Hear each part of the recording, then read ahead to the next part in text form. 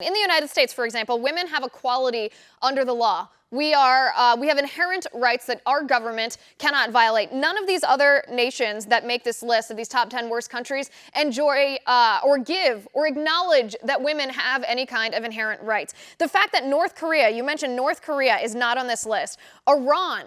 Women in Iran can be arrested if they so much as remove their headscarf, remove their hijab. They can be thrown in prison for doing that. Iran, according to this list, better for women than the United States. China, where millions of baby girls are aborted, where China's brutal one-child policy forces women to undergo abortions that they do not want to have, a gross violation of not only the mother's body, but the baby's body. According to this list, the United States is a worse place to live. This is just, it's mind-boggling that feminists' priorities are so skewed from reality, so skewed away from our inherent dignity and equality under the law as women, that they would look to these countries and think it's anything like our experience as women in the United States.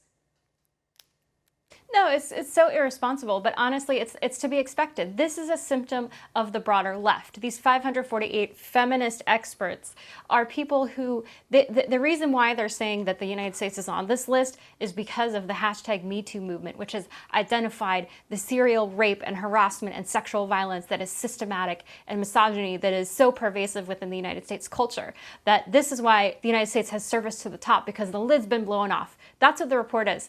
Inherently, this report is a political document. It has nothing to do with science, data, statistics, actual law and policies that you mentioned. This is a political statement. That's why it's on here. This is a statement about Donald Trump. That's what they're trying to say. They're trying to say that in Donald Trump's United States, women don't have rights and their pro-abortion agenda. That's what this is really about, to be honest. Right. And then also the question of when you actually look at the state of women in America today, 600,000 women were lifted out of poverty in President Trump's first year alone.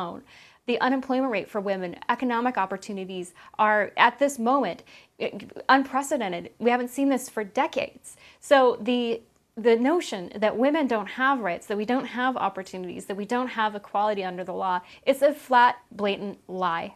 It is. It's 100% a lie. And in any of these other countries that made this list as worst place for women to live, these experts, these so-called women's issues experts, wouldn't have been allowed to publish something like this, being derogatory or critical of their own government. They would have been silenced. In many of these countries, women aren't even allowed to speak without permission of their husbands. If they do criticize the government, they can be thrown in jail. They are absolutely oppressed and controlled by sometimes religious governments. It's absolutely ridiculous. And yet women in the United States, we can criticize our government all we want. We have equality under the law. We're allowed to vote. We're allowed to work. We're allowed to choose who we marry. We're allowed to choose who we divorce. We're allowed to have children if we want to or not if we want to. We enjoy the basic human rights that are endowed by our Creator. And there's not another nation on earth that does that better than the United States.